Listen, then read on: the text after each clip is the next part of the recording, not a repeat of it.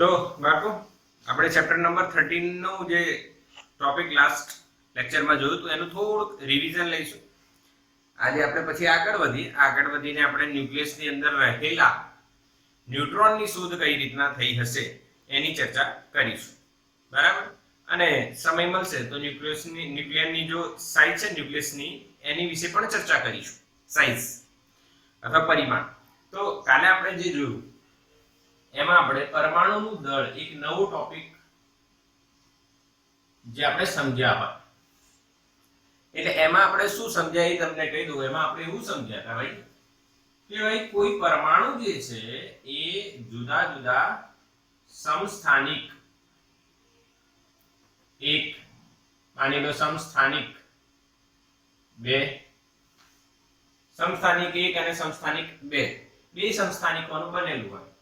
આ સમસ્થાનિકનું દળ m1 હોય, આનું m2 હોય, આનું m1 અને આનું m2. આનું પ્રમાણ x1%, આનું પ્રમાણ x2%. મેં તમને આ વસ્તુ કીધી હતી ને, સમજ્યા કે નહીં સમજ્યા? માની લો કે તમે ચા બનાવો છો, સવારનો ટાઈમ છે, ચા તો પીધી હશે ને બધાએ, કા દૂધ પીધું હશે. તો ભાઈ જ્યારે તમે ચા પીવો છો તો ચાની અંદર ચા પત્તી અને મોરસ બે વસ્તુ ન ખાય. એનાથી ચા, બીજી વસ્તુ તો ન ખાય પણ આપણે બે ની વાત કરીએ. તો માની લો ચા પત્તી જે છે એ m1 દળ ધરાવે છે, હા, અને એનો પ્રમાણ અંદર કેટલું છે? x1% છે. મોરસ m2 દળ ધરાવે છે, એનું પ્રમાણ x2% છે. તો કુલ પરમાણુનું જે દળ છે બેટા એ કેટલું થશે? એ થશે m1 x1 m2 x2 ટકાને આપણે ભાગ્યા 100 કરી દઈશું. એટલે આને આપણે કેપિટલ M લખીએ. કેપિટલ M એટલે એનો મતલબ શું થઈ ગયું? પરમાણુનું દળ. બોલો પાક્કું બેટા આ સૂત્ર યાદ છે? યાદ હોવું જોઈએ કે ભાઈ તમે આ નવી વસ્તુ શીખ્યા છે કે કોઈ પરમાણુનું દળ કઈ રીતના નક્કી થાય. આ શીખવાડતી વખતે મેં એક ઉદાહરણ આપ્યું હતું. બોલો, ચા વાળું નહીં, બીજું એક ઉદાહરણ આપ્યું હતું તત્વનું. કોને યાદ છે? તત્વનું. ચા કોફી એવું કઈક વાત નથી કરી, એક તત્વની વાત કરી. કોઈ તત્વ. યસ, દિયાનો આન્સર રાઈટ છે. સિટિકા, હિતેશ, આયુષી, કૃષ્ણા બધાનો આન્સર યાદ છે બધાને કે ભાઈ ક્લોરીન તત્વની વાત કરી હતી આપણે. કોની? ક્લોરીન. અચ્છા, એનું દળ આપણે 35.47 U અથવા 46 અથવા 35.5 U. આવું કઈ રીતના આવે? તો કે એના બે સમસ્થાનિક હતા, એકનું દળ m1 બીજાનું એનું x1%, m2 દળનું x2%. આવું સૂત્ર લગાવીને જવાબ આવો આવે. આમાં એક વસ્તુ, આના પહેલા પણ એક વસ્તુ, આ u શું છે? u ભાઈ છે યુનિફાઈડ માસ, અથવા એને કહેવાય AMU, એટોમિક માસ યુનિટ. AMU, એટોમિક માસ યુનિટ. AMU. ક્લિયર છે બધાને? હા કે ના? યસ ઓર નો? બિલકુલ ક્લિયર, એકદમ ક્લિયર છે. યાદ હતું આ અને આપણે તૈયાર કર્યું છે. હવે આજની જે ચર્ચા છે આપણી કઈ તરફ જઈ રહી છે તો એની વાત કરી લઈએ આપણે. હા, એની વાત કરી લઈએ આપણે. આજે ન્યુટ્રોનની શોધની વાત કરવાની છે. ન્યુટ્રોન કઈ રીતના શોધાય?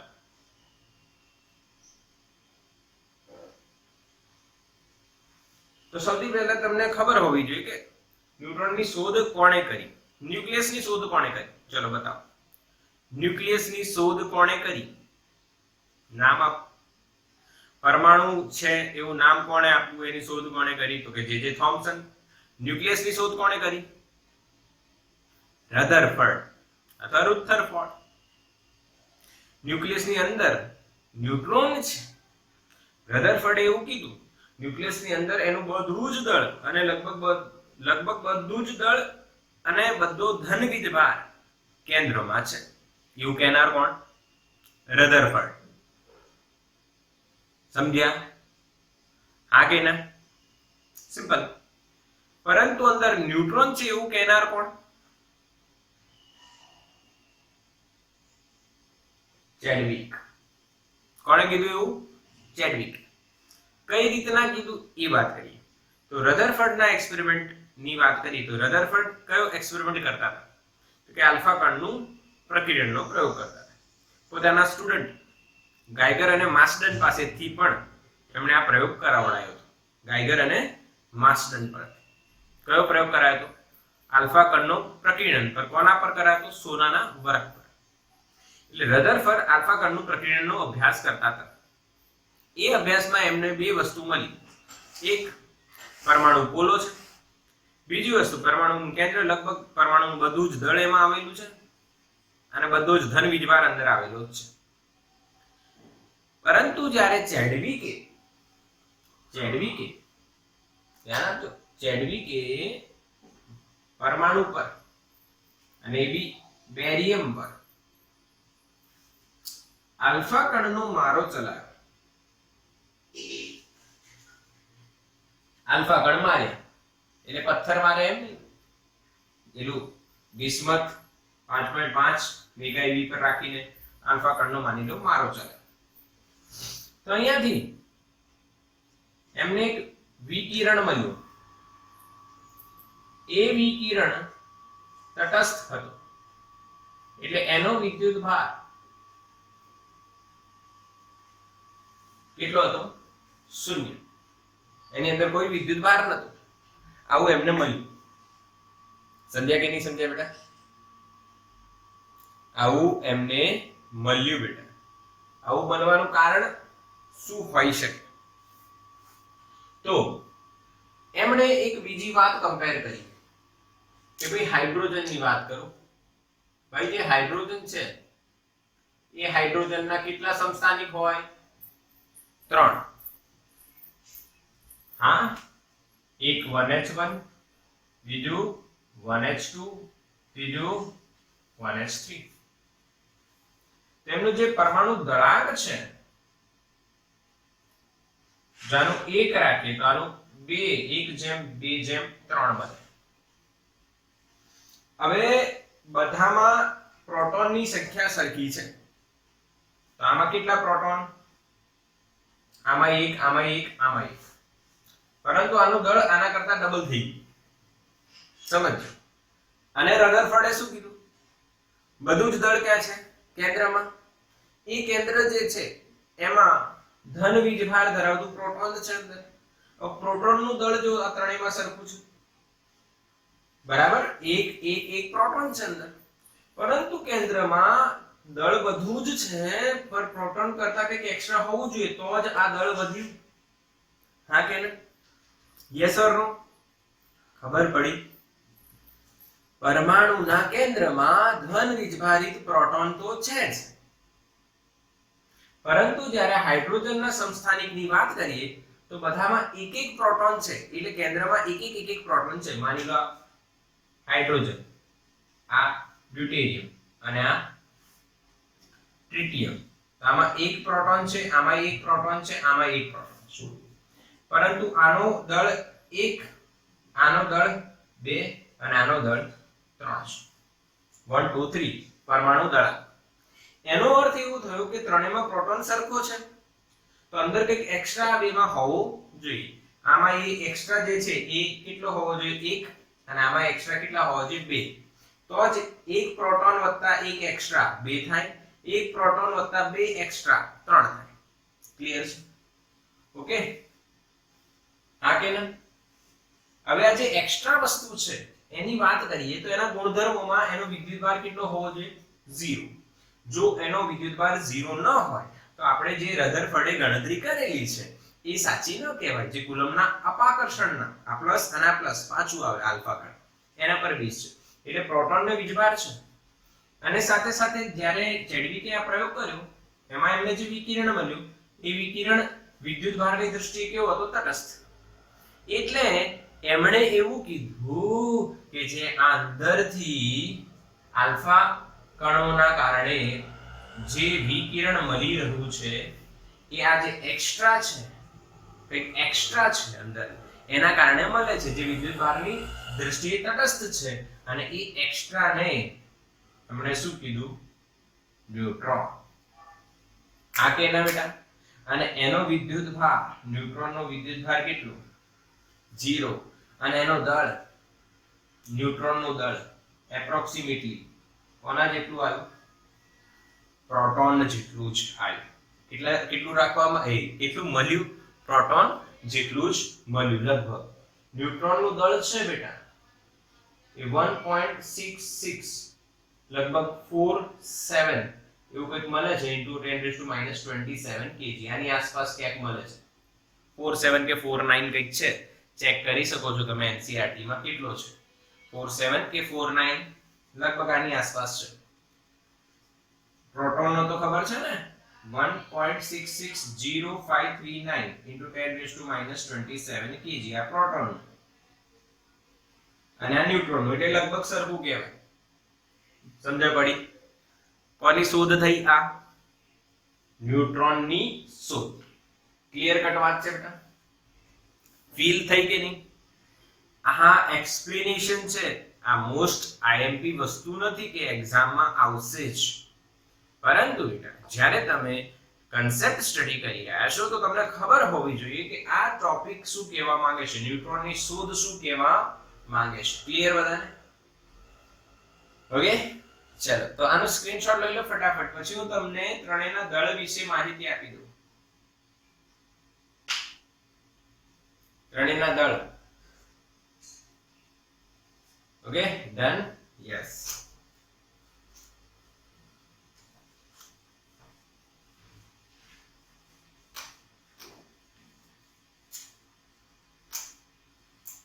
હવે પરમાણુના દળની વાત કરી અને ન્યુટ્રોનની શોધ આપણે કરી દીધી તો પરમાણુના દળ તો આ થોડીક ઇન્ફોર્મેશન આપણી જોડે હોવી જોઈએ સૌથી પહેલા આપણે પરમાણુની વાત કરી ભાઈ તો પરમાણુની જે ત્રિજ્યા છે એ લગભગ 10⁻14 મીટરના ક્રમની હોય છે હા કે ના અને ન્યુક્લિયસની જે ત્રિજ્યા છે એ લગભગ સોરી પરમાણુની 10⁻10 અને આની 10⁻14 મીટર ઓકે આ નોલેજ ક્લિયર હોવી જોઈએ બધાને ક્લિયર છે ને બતાવો કોણ મોટું 10 કે 14 બતાવો કોણ મોટું 10 મોટું કે 14 મોટું 14 મોટું ભાઈ કે -10 મોટું તો કે ભાઈ -10 મોટું માઈનસમાં હોય તો -10 મોટું પણ એમ મોટા 14 છે પણ અહીંયા કોણ મોટું છે ભાઈ પરમાણુ પોલો છે હા કેટલો ઘણો છે એ બી કાલે ચર્ચા કરી આપણે ક્લિયર અચ્છા હવે અહીંયા વાત કરી પ્રોટોનની પ્રોટોન તો ભાઈ પ્રોટોનનું જે દળ છે એને આપણે યાદ રાખવાનું હવે 1.660539 * 10⁻27 કિલો યાદ રહી જાય તો કોઈ તકલીફ ન કહેવાય એના પછી કોની વાત કરીએ બેટા ન્યુટ્રોન અહીંયા પ્રોટોન લખી દો અહીંયા ન્યુટ્રોન લખી દો ન્યુટ્રોનનું દળ 1.6647 * 10⁻27 kg લગભગ આ દળ છે કોનો ન્યુટ્રોનનું આ કોનો દળ પ્રોટોનનું આ કોનો દળ ન્યુટ્રોનનું હવે કોનો ઇલેક્ટ્રોનનું દળ લખાય Me = 9.01 આટલું જ છે ને યાદ છે તો ભૂલી ગયા 10⁻31 આ કે ના કે ખોટું છે કઈ 9.109 હે ને યસ 9.109 * 10⁻31 kg આ ત્રણેયના દળો આપણે યાદ હોવા જોઈએ ક્લિયર દેખાય છે ને ચલો ક્લિયર છે 9.109 અથવા 9.11 બી લખી શકો છો * 10⁻31 આ ત્રણેય દળ છે હવે બીજી એક વસ્તુ તમને કહું આ જ દળો જે છે આપણે એટોમિક માસમાં પણ યાદ રાખવાનું એક AMU તમને ખબર તો છે 1.660539 * 10⁻27 kg આ એક AMU છે એટલે પ્રોટોનનું દળ તો તમારે આ જે બધા મૂલ્યો માની લો કે તમારે આટલું લખાય 1 AMU હા પર જ્યારે પરમાણુનું દળ માપવામાં આવ્યું AMU માં તો એપ્રોક્સિમેટલી આનું 1.00866 U મળે છે પ્રોટોનનું. ન્યુટ્રોનનું મળે છે લગભગ 1.07783 U અને ઇલેક્ટ્રોનનું મળે છે 0.00055 U. આ બહુ જ નાની વેલ્યુ છે એટલે એપ્રોક્સિમેશન કરીએ છીએ એટલે આ રીતના તમને આ વેલ્યુઝ મળે છે. હવે આ વેલ્યુઝ યાદ હોય એના માટેનું કોઈક લોજિકલ ફંડા શું છે કે જો આ જે છે આને 1.66 સુધી તમે યાદ રાખી શકો. આ ઘાત તો તમારે યાદ રાખવાની છે અહીંયા એટલે આ પણ યાદ રહી જાય. રહ્યું કયું ખાલી ઇલેક્ટ્રોન 9.109 × 10⁻31 કિલો એ બી યાદ રાખી શકો છો. આમાં યાદ રાખવાની ટ્રિક શું છે કે 1.00 1.00 છે. આના 866 આના 783 આમાં 0.000 અને આના 55 એટલે એ રીતના તમે યાદ રાખી શકો. હા આ એટલી કોઈ ઇમ્પોર્ટન્ટ વસ્તુ નથી પરંતુ યાદ હોય તો સારી વાત છે. ક્લિયર હા કે ના? તો આપણને ત્રણે ત્રણના દળ અહીંયા ખબર પડી ગઈ છે. આનું તમે સ્ક્રીનશોટ લઈ લો.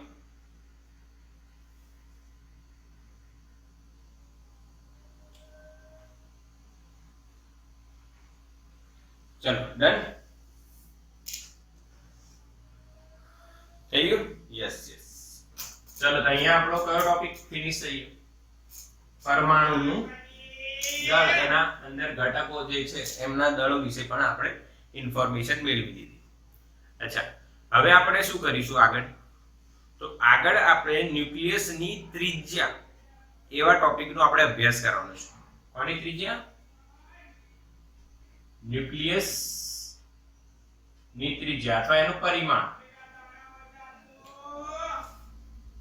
ન્યુક્લિયસ ની ત્રિજ્યા કેટલી હોવી જોઈએ? તો આપણે એક એક્ઝામ્પલ જોયું હતું. એ એક્ઝામ્પલ થી આપણને ખબર છે કે ન્યુક્લિયસ ની ત્રિજ્યા જે છે એ આપણને 10⁻14 મીટર મળે છે. પણ એક પ્રશ્ન એવો થાય શું આ સાચી છે કે ખોટી છે? અને સાચી છે તો કઈ રીતના મળે? તો તમને હવે ધ્યાન આપવાની વાત અહીંયા એક સમજવાની વાત છે. આપણે રધરફર્ડ નો પ્રયોગ જે છે અથવા તમે ગાઈગર માસ્ડન નો કહી શકો છો, એના પરથી ગાઈગર માસ્ડન GM લખું છું સમજી જજો. ગાઈગર માસ્ડન નો પ્રયોગ આવ્યો. તો ગાઈગર માસ્ડને જે પ્રયોગ કર્યો હતો એ પ્રયોગમાં એમણે શું કીધું એ સમજવાની વાત છે.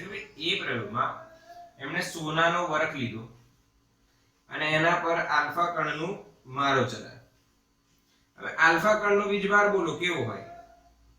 તો કે ભાઈ +2e છે અને એ વીજભાર આવે છે. હવે એક અહીંયા ન્યુક્લિયસ હોય તો સોનાનો ન્યુક્લિયસ દોરું છું મોટું થોડું એ તેનો નાનું રાખે એનું +79e આ પણ તમને ખબર છે એનું વીજભાર. હવે આ પ્લસ ને આ પ્લસ તો શું થાય બંને વચ્ચે અપાકર્ષણ થાય. આ ન્યુક્લિયસ છે માની લો. તો અહીંયા જ્યારે આવે અને અહીંયાથી 180 ડિગ્રી એ પાછું વળે તો આને તમે શું કીધું હતું યાદ છે? D, જેને કહેવાય નજીકતમ અંતર.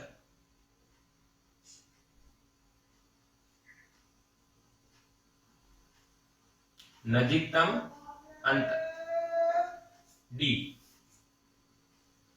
એનો મતલબ શું થયું કે આ આલ્ફા કણ એ ન્યુક્લિયસને ટચ કર્યા વગર જ પાછું આવી જશે. ન્યુક્લિયસને ટચ કર્યા વગર જ પાછું આવશે કેમ કે I ધન અને આ ધન. તો ભાઈ કુલમ્બનો કયો લાગશે અહીંયા? કુલમ્બ અપાકર્ષણ. હવે કુલમ્બનો અપાકર્ષણ બળ લાગશે અહીંયા કેટલો સૂત્ર ભાઈ એનું? તો kq1q2/r². અહીંયા આપણે ક્લોઝેસ્ટ એપ્રોચ ની વાત કરી છે એટલે d². બરાબર? એ અપાકર્ષણ પરથી આ પાછું જાય છે અને આની ઊર્જા વધારવામાં કેટલી આપણે આપી હતી યાદ કરો? 5.5 મેગા eV. કોણ હતું આ? તો કે બિસ્મથ. કેટલો નંબર ભાઈ? 83214. આ બિસ્મથ જે છે એને આટલી ઊર્જા આપો તો એ આલ્ફા કણનું ઉત્સર્જન કરે અને એનું બીમ બને. એ બીમ ન્યુક્લિયસ તરફ જાય પરંતુ I ધન અને I ધન તો અપાકર્ષણ લાગે, અપાકર્ષણને કારણે એ પાછું આવે, તો આની મહત્તમ ઉર્જા એટલી આપણે રાખીએ કે એને એકદમ નજીક જાય, તો એને કયો અંતર કહેવાય? નજીકતમ અંતર. બોલો આ કન્સેપ્ટ યાદ છે? 12મા ચેપ્ટરમાં આપણે જોયું છે આ કન્સેપ્ટ. તો આ કન્સેપ્ટ પરથી આપણને જે d મળે છે 4 × 10⁻14 મીટર મળે છે. ડિસ્ટન્સ ઓફ ક્લોઝેસ્ટ એપ્રોચ, નજીકતમ અંતર. કયા પ્રયોગ પરથી? ગાઇગર માસ્લરના પ્રયોગ પરથી. તો બતાવો આ સાચી વાત કહેવાય?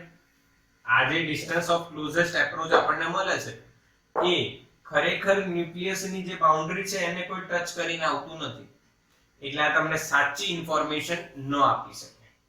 એટલે આ જે એરિયા મળે એ 4 × 10⁻14 મીટરના ક્રમનું મળવું જોઈએ, પરંતુ આપણને ખબર છે કે ન્યુક્લિયસની ત્રિજ્યા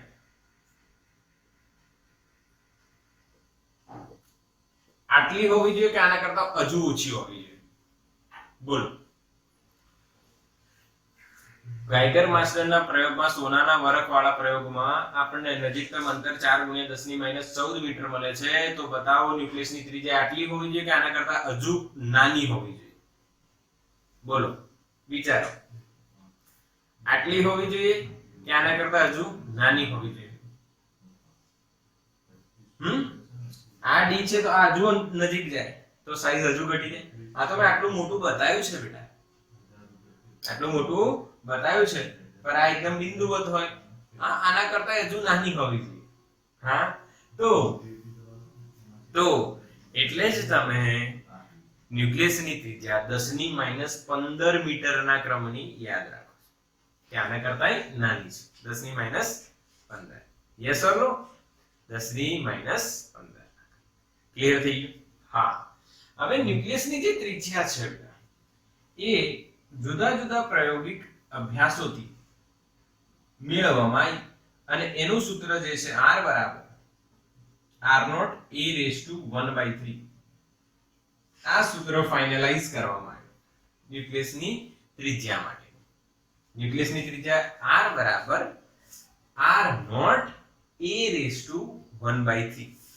આ ફાઇનલાઇઝ કરવામાં આવ્યું. ઓકે, સમજ પડી? હા કે ના? ન્યુક્લિયસની ત્રિજ્યા કેટલી બેટા? R = R0 a⁻1/3. આ સૂત્ર આપણે યાદ રાખવાનું. આ સૂત્ર આપણે યાદ રાખવું પડશે. ક્યાંથી આવ્યું એની ચર્ચા આપણે કરી શકીએ છીએ, પરંતુ અત્યારે તમે આ યાદ રાખશો. ક્યાંથી આવ્યું એની ચર્ચા હું તમને પછી થોડી વારમાં કરું છું. ડોન્ટ વરી, અત્યારે આ યાદ રાખો. R = R0 × a⁻1/3. એ જે છે ને એને તમે પરમાણુ દળાંક કહેશો, અને R0 જે છે એ અચળાંક છે, જેની વેલ્યુ 1.1 ફેમ્ટોમીટર થી 1.2 ફેમ્ટોમીટર સુધીની હોય છે. આપણે આપણા અભ્યાસમાં કાં તો 1 લેવાનું કાં તો 2 લેવાનું. એ પછી આપણે જ્યારે અભ્યાસ દાખલાની ગણતરી ચાલુ થશે ત્યારે હું તમને કહીશ. આપણે 1.2 ફર્મી યુઝ કરીશું. ક્લિયર છે? આ કે ના? એ પરમાણુ દળાંક, R0 અચળાંક, R એ ત્રિજ્યા. તો ન્યુક્લિયસની ત્રિજ્યાનું સૂત્ર બેટા હવે શું થઈ ગયું છે તમારા માટે? R = R0 a⁻1/3. પાકું? સમજ્યા કે નહીં સમજ્યા? બધા સમજ્યા? બધા યાદ રાખજો. લખી નાખો એકવાર, ચોકડો રફ લઈને બાજુમાં બેસો અને લખી નાખો ન્યુક્લિયસની ત્રિજ્યાનું સૂત્ર છે R = R0 a⁻1/3. ક્લિયર છે? અભ્યાસ રધરફોર્ડનો ગાઇગર માસ્લરના પ્રયોગ પરથી આપણે છેલ્લે અંદાજો માર્યો કે ભાઈ ન્યુક્લિયસની ત્રિજ્યાનું સૂત્ર આ છે. સ્ક્રીનશોટ લો, પછી આપણે આના કદની વાત કરીશું અને ઘનતાની વાત કરીશું.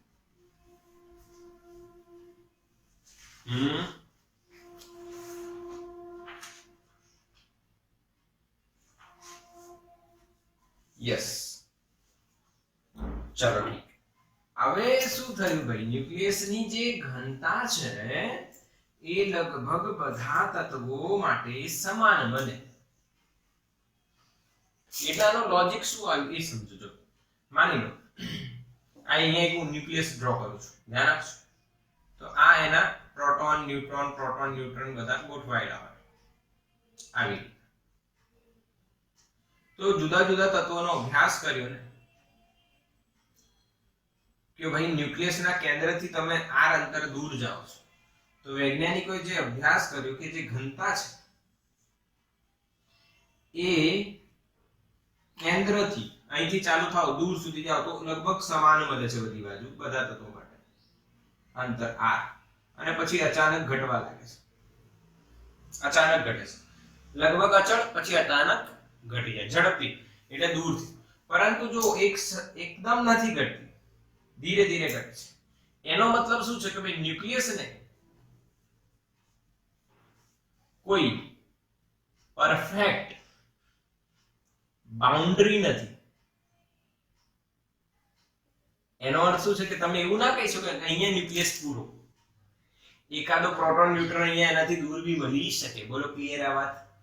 બોલો ક્લિયર કે નહીં? હા કે ના બેટા? Yes or no?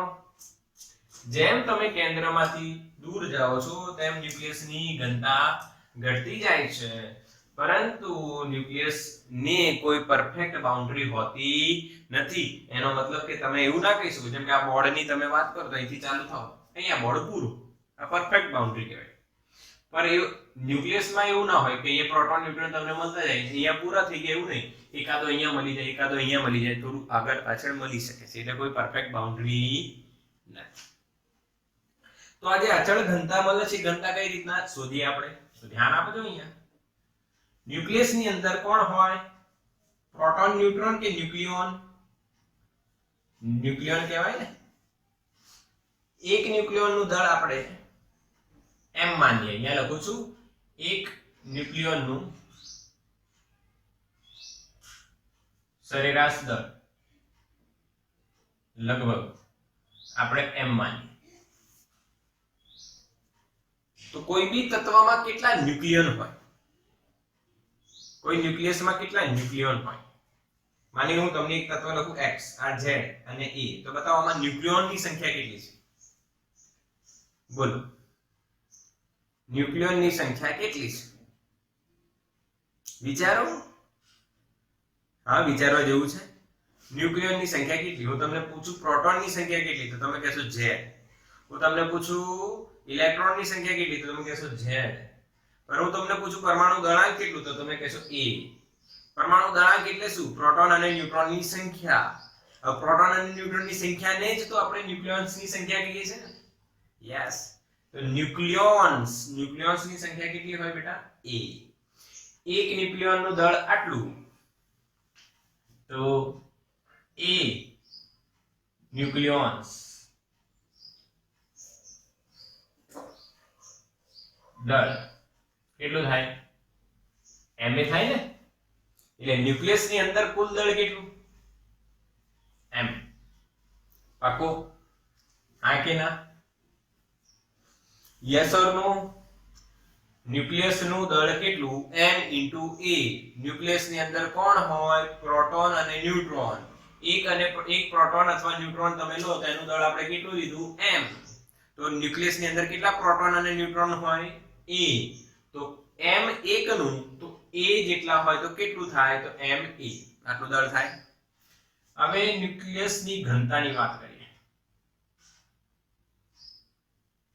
ન્યુક્લિયસ ની ઘનતા બેટા ρ બરાબર શું લખાય? દળ ભાગ્યા કદ. બધાને ખબર છે. અહીંયા કુલ દળ આપણને મળે છે ma, નીચે vb એટલે 4/3 પાઈ r ઘન. પાઈ r ઘન. હવે r ની વેલ્યુ તમે મૂકશો r0 * a⁻1/3. તો ρ આપણને શું મળશે બેટા? ma છેદનો છેદ અંશમાં એટલે 3 ઉપર અપોન 4 પાઈ r નો ઘન એટલે આનો ઘન, r0 નો ઘન ઇન્ટુ a1/3 નો ઘન એટલે ઘન ને 1/3 કટ એટલે a વધશે ને a કટ. તો તમને ρ બરાબર મળશે 3m upon 4 પાઈ r0 નો ઘન. યસ ઓર નો બેટા? હા કે ના? બોલો, મેસેજ કરો. ખબર પડી કે નહીં? આ ગણતરી ખબર પડી? બિલકુલ સિમ્પલ. ઘનતા બરાબર દળ ભાગ્યા કદ. ધોરણ 8 9 થી આપણે ભણતા આવીએ છીએ. ઘનતા ધોરણ 8 9 થી ભણતા આવીએ છીએ. ઘનતા એટલે શું? દળ ભાગ્યા કદ. એક ન્યુક્લિયોન નું દળ m, તો a ન્યુક્લિયોન નું દળ કેટલું? ma. ત્રિજ્યાનું સૂત્ર માની લો આપણે ન્યુક્લિયસ ને ગોળાકાર માનીએ તો 4/5 પાઈ r નું ઘન. r એ ત્રિજ્યાનું સૂત્ર છે, એ મૂક્યું તો સોલ્વ કર્યું તો આપણને આ સૂત્ર મળે. હવે આ સૂત્રની વિશિષ્ટતા શું છે એ જુઓ. તો કે ભાઈ આ m એટલે ન્યુક્લિયોન નું દળ લગભગ 1.66 ગુણ્યા 10⁻27 ઘાત કિલો એપ્રોક્સિમેટલી. આ r નોટ અચળ 1.2 ફર્મી એટલે 10⁻15 મીટર. 3 અને 4 પાઈ બધું અચળ છે. આ બધું અચળ છે, હા કે ના? એટલે રો નું એક ફિક્સ વેલ્યુ તમને મળશે લગભગ 2.3 * 10⁻17 kg/m³. કેમ? કેમ કે આ બધી વેલ્યુઝ કોન્સ્ટન્ટ છે, તો આ મળશે આપણને અચળ. કેમ અચળ? કે કોઈ બી ન્યુક્લિયસની ઘનતા તમે શોધવાના છો તો આ જ સૂત્ર લગાવવાના છો. આ સૂત્ર લગાવશો તો એ ન્યુક્લિયસના પરમાણુ દળાંક પર તો આધાર રાખતું જ નથી. ઘનતા પરમાણુ દળાંક પર આધાર રાખતી નથી. પરમાણુ દળાંક કટ થઈ જાય. એ ન્યુક્લિયસમાં z કેટલો, a કેટલો, n કેટલા એના પર નથી આધાર રાખતી. એટલે ઘનતા કેવી થઈ જાય છે? અચળ. પાકું? હા કે ના બોલો? ન્યુક્લિયસની ઘનતા લગભગ શું હોય છે? અચળ. લગભગ શું હોય છે? અચળ. ક્લિયર? હા કે? યસ ઓર નો? ખબર પડી? ન્યુક્લિયસની ઘનતા અચળ કેટલી? 2.3 ગુણ્યા 10⁻17 ઘાત. આનો એક અંદાજો તમને આપું. મસ્ત અંદાજો. તમે પાણીની ઘનતાને જાણો છો કેટલી હોય? 10⁻3 કિલોગ્રામ/મીટર ક્યુબ. પાણીની ઘનતા. પાણી કેટલું ડેન્સર હોય છે, કેટલું ઘન હોય અંદર, એટલે કેટલી ઘનતા હોય છે પાણીની. તો ભાઈ રો પાણી એ તમને ખબર હોય છે 10⁻3 kg/મીટર ક્યુબ. કેમિસ્ટ્રીમાં ભણો એ જ છે બેટા. હા, કેમિસ્ટ્રીમાં ભણો એ જ છે 10⁻3 kg/મીટર ક્યુબ. હવે વિચારો તમે થોડીક વાત કે જેની પાણીની ઘનતા આટલી છે, તો વિચારો ન્યુક્લિયસ કેટલું ઘન હશે અંદરથી. કે એની ઘાત તો જો અહીંયા 10⁻17. એટલે rho of nucleus is equals to approximately rho of પાણી લખવું હોય તો આપણે અહીંયા 10⁻14 ઘાત લખવી પડે. એટલે ન્યુક્લિયસ જે છે એ પાણી કરતા 10⁻14 ઘાત ગણું ઘન છે અંદરથી. એટલે એટલું દ્રઢ છે. સમજ પડે મારી વાત કે નહીં? યસ ઓર નો? હા કે ના? હા કે ના? યસ ઓર નો? આવું બી એમસીક્યુ પૂછાય. ન્યુક્લિયસની ઘનતા પાણીની ઘનતા કરતા કેટલા ગણી છે? તો કઈ રીતના શોધ્યું? તો આની 10⁻17 આની 10⁻3 બંનેનું ભાગાકાર કર દો. 10⁻17 ભાગ્યા 10⁻3 કેટલું થાય? 10⁻17 - 3 એટલે બચે કેટલું? 14. પાક્કું? ક્લિયર આ વસ્તુ? આ મૂલ્ય યાદ રાખવાનું 2.3 ગુણ્યા 10⁻17 કિલો/મીટર ક્યુબ જે અચળ છે. હવે એક પ્રશ્ન તમારા મનમાં હોઈ શકે. કયો પ્રશ્ન? કે જે સર અહીંયા તમે કહો છો કે ઘનતા ઘટતી જાય છે, પરફેક્ટ બાઉન્ડ્રી નથી. કોઈ પરફેક્ટ બાઉન્ડ્રી નથી, તો એની ત્રિજ્યા કઈ રીતના નક્કી કરવામાં આવી? તો ધ્યાન આપજો. ન્યુક્લિયસના કેન્દ્રથી જે અંતરે એની ઘનતા કેન્દ્ર કરતા કેટલી થઈ જાય? 50%. એટલે લગભગ અહીંયા એ અંતરને ન્યુક્લિયસની ત્રિજ્યા તરીકે વ્યાખ્યાયિત કરવામાં આવે. સમજ પડે? જે અંતરે ન્યુક્લિયસના કેન્દ્રથી જે અંતરે એની ઘનતા 50% જેટલી થઈ જાય એ અંતરને ન્યુક્લિયસની શું કહેવાય? ત્રિજ્યા. પાકું? આવડી ગયું. ન્યુક્લિયસની ત્રિજ્યાનું સૂત્ર યાદ રાખો બેટા, r બરાબર r not a raise to 1/3. r બરાબર r not a raise to 1/3. Screenshot લો. ચલો સ્ક્રીનશોટ થઈ ગયો છે ને બધાને? ઓકે, હવે જો આના દાખલા પૂછાય, કયા સૂત્રના દાખલા પૂછાય? r બરાબર r not a raise to 1/3. અને એવું બી પૂછે કે ભાઈ ન્યુક્લિયસ ની ઘનતા અચળ હોય છે, સાબિત કરો. કે 2 માર્કમાં તમને બોર્ડમાં પૂછી લે, સાબિત કરો કે ન્યુક્લિયસ ની ઘનતા અચળ હોય છે. રો બરાબર 2.3 ગુણ્યા 10 ની 17 ઘાત. આવું આપણે સમજી શકીએ છીએ. હવે દાખલો છે લગભગ કયો છે ભાઈ? 13.1.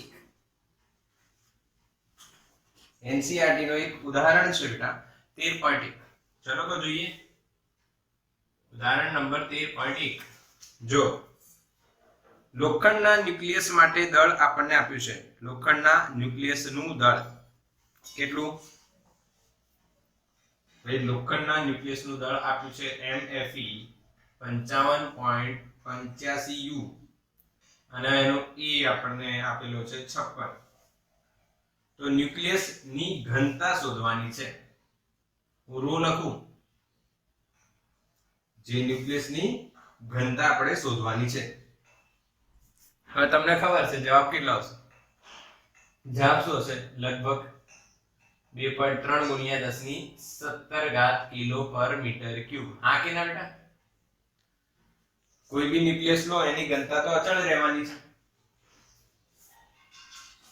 એટલે આ દાખલાનો જવાબ તો આ જ આપશે.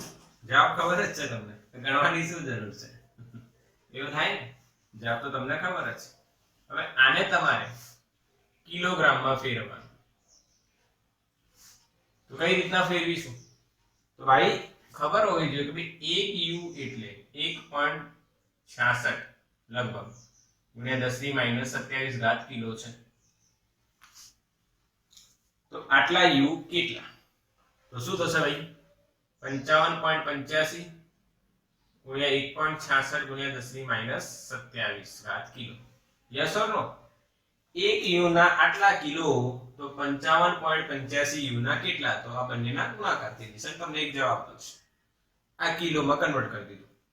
હવે આ પરમાણુ દળાંક આપ્યું છે 56. તો તમારે ઘનતા શોધવી હોય તો પરમાણુનું કુલ દળ તમને આપ્યું છે MFE. હા કે ના? આપેલું છે અને એનું કદ V આવશે. MFE અહીંયા લખીશું આપણે 4/3 πr ઘન અને MFE upon ઉપર 3 જતા રહે, અહીંયા 4 પાઈ r નો ઘન એટલે r નોટ નો ઘન into a રેઝ ટુ 1/3 નો ઘન એટલે a બનશે. હવે MFE તમને ખબર છે પાઈ r નોટ કેટલું લીધું છે? જો ચોપડીમાં સોલ્યુશનમાં જોઈ લો કાં તો ક્વેશ્ચનમાં આપ્યું હોય. હવે આપણને કેટલું લીધું છે મેં તમને કીધું હતું ને, યુઝ કેટલું કરવાનું છે આપણે? 1.2 ફર્મી. કેટલું યુઝ કરવાનું છે? 1.2 ફર્મી. મેં તમને કીધું હતું કે r નોટ ની વેલ્યુ તમે કેટલી લેશો? 1.2 ફર્મી એટલે 10 ની -15. એ તમને 56 આપે છે. આ તમને મેં અહીંયા બતાવ્યું છે. આ બધી વેલ્યુ આપણે મૂકીએ તો આપણો આન્સર આવે છે 2.29 ગુણ્યા 10 ની 17 ઘાત કિલો પર મીટર ક્યુબ. બોલો હા કે ના? યસ ઓર નો? એટલે એનસીઈઆરટી નો જે એક્ઝામ્પલ છે એનો આન્સર તમને ઓલરેડી ખબર જ હતો, પણ અહીંયા શીખવાનું છે કઈ રીતના ગણવાનું છે. કેમ કે બોર્ડની તૈયારી તમારે કરવી હોય તો એવું નહીં, કરવી તો પડશે ને. બોર્ડ વગર કોઈ રસ્તો જ નથી. બોર્ડની તૈયારી આપણે કરવાની જ છે.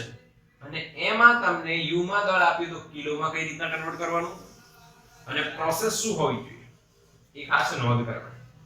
ક્લિયર? યસ ઓર નો? હા કે ના? આવડી ગયું? યસ તો તમે સમજ્યા કે નહીં એમ કહો, પહેલા મેસેજ કરો. ચલો બેટા ક્લિયર છે. હવે આપણે આ દાખલો ગણ્યા પછી સ્વાધ્યાયમાં એક આવો દાખલો છે, સરસ દાખલો છે, સિમ્પલ છે, એ પણ કરી લઈએ. તો ભાઈ સ્વાધ્યાયમાં એક દાખલો છે જેનો નંબર છે 13.11. એટલે 13.11 દાખલો જો સ્વાધ્યાયમાં. ગોલ્ડના સમસ્થાનિક AU 79 197 અને સિલ્વર નો સમસ્થાનિક આપ્યો છે AG 47 107. આમના ન્યુક્લિયસની ત્રિજ્યાઓનો ગુણોત્તર આશરે કેટલો હશે? એટલે ગોલ્ડ એટલે RAU અને RAG ગોલ્ડ અને સિલ્વર ની ન્યુક્લિયસની ત્રિજ્યાનો ગુણોત્તર કેટલો હશે? કેટલો હશે? હા કે ના? ક્વેશ્ચન સમજ પડી? તો બેટા સૂત્ર લખાશે R0 AAU raised to 1/3. અહીંયા લખાશે R0 AAG raised to 1/3. R0 cut થઈ ગયું. AAU અને AAG બંને તમને ખબર છે AU ના 197 છે, આના 107 છે, બંનેની 1/3 એટલે મેં ટોટલ ની 1/3 કરી દઈશ અને આને સોલ્વ કરીશું તો આન્સર મળશે બેટા 1.225.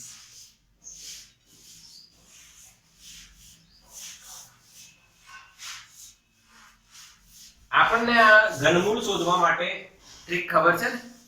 2248 યાદ છે ને? 2248 કેલ્સીમાં શીખવાડેલી છે ઘનમૂળ શોધવા માટેની ટેકનિક. ઓકે આવડે બધાને? યસ. એટલે આનો જે 197 ભાગે 107 જે આવે પછી એનું તમે ઘનમૂળ શોધો. ઘનમૂળ માટે 1.225 આપણને જવાબ આપેલો છે, પરંતુ કઈ રીતે શોધવાનું છે એ ખબર છે? 2248 કેલ્ક્યુલેટર થી શોધતા શીખવાડેલું છે. ક્લિયર? યસ ઓર નો? આવડી જાય તો આનો સ્ક્રીનશોટ લઈ લો બેટા ફટાફટ. ચલો બેટા સ્ક્રીનશોટ થઈ ગયો આનો. ઓકે હા, હવે આપણે એક હજુ એક્ઝામ્પલ તો છે અંદર, પણ એ આપણે જોઈ લીધો ઓલરેડી. સ્વાધ્યાયનો એક દાખલો છે છેલ્લો. એમાં તમને એવું કીધું છે કે સાબિત કરો કે પરમાણુની જે ન્યુક્લિયસની જે ત્રિજ્યા છે, સોરી ત્રિજ્યાની ઘનતા લગભગ અચળ હોય છે. 21મો દાખલો આવડે? કેટલી હોય? 2.3 ગુણ્યા 10⁻17 કિલો પર મીટર ક્યુબ સાબિત કરવાની આવડે. હમણાં જ આપણે સાબિત કર્યું બેટા. એટલે 21મો દાખલો તમને આવડી જાય.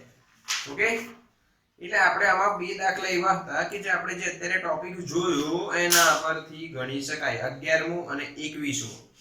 ઓકે હવે એના પછી હું તમને એક વસ્તુ શું કહું છું કે તમારે પહેલા 3 દાખલા ગણી દેવા, કાં તો 2. પહેલા 2 દાખલા ગણી દેવા. ન્યુક્લિયસ પરમાણુનું દળ જે શોધવાનું છે ને એના સૂત્ર પરથી છે. પહેલા 2 દાખલા 1 અને 2 સ્વાધ્યાયના. ઓકે અચ્છા હવે હું વાત કરું એક બીજો દાખલો. એક સિમ્પલ પૂછાય છે ઘણીવાર કે ભાઈ ટેરેલિયમ અને એલ્યુમિનિયમ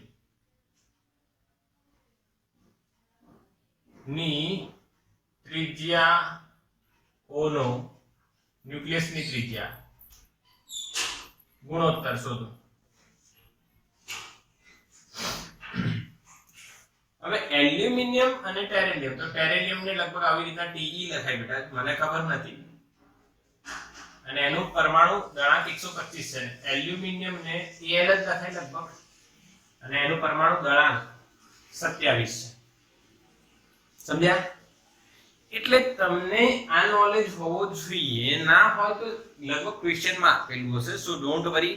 પરંતુ આ હોય તો કોઈ તકલીફ વાળી વાત નથી. ટેરેલિયમ ની ત્રિજ્યા, ન્યુક્લિયસની ત્રિજ્યા અને એલ્યુમિનિયમના ન્યુક્લિયસની ત્રિજ્યાનો ગુણોત્તર તમે લેશો તો સેમ એ જ વસ્તુ. R0 A ટેરેલિયમ rays to 1/3, R0 aluminium માટે એ એલ્યુમિનિયમ રેઝ ટુ 1/3. આ કટ થઈ જશે. એ ટેરેલિયમ 5 અને આ 3. જવાબ કેમ? 125 નું ઘનમૂળ પાછું પાછું બોલો હા કે ના?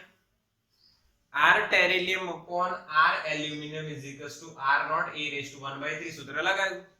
ટેરેલિયમ નું પરમાણુ દળાંક 125 છે, એનો ઘનમૂળ આવ્યો 5. એલ્યુમિનિયમ નું પરમાણુ દળાંક છે 27, એનો ઘનમૂળ આવશે 3. એટલે ડાયરેક્ટલી તમને આન્સર મળશે 5/3. અને એને તમે સોલ્વ કરો એટલે 1 પોઈન્ટ સમથિંગ તમને આન્સર મળી જશે. ક્લિયર? ખબર પડી કે નહીં? તો આ જે સૂત્ર આપણે ભણ્યા છે બેટા, r બરાબર આજે r0 a raised to 1/3 અને ન્યુક્લિયસની જે ઘનતા છે બેટા 2.3 ગુણ્યા 10 ની 17 ઘાત કિલો પર મીટર ક્યુબ. આના રિગાર્ડિંગ MCQs હોઈ શકે જે તમારે સોલ્વ કરવાના. બાકી કન્સેપ્ચ્યુઅલ જે सम्स છે બોર્ડના લેવલના અને MCQ કયા પ્રકારમાં હોઈ શકે એ આપણે અત્યારે જોઈ લીધું. ક્લિયર છે? તો આનો સ્ક્રીનશોટ લઈ લો ફટાફટ.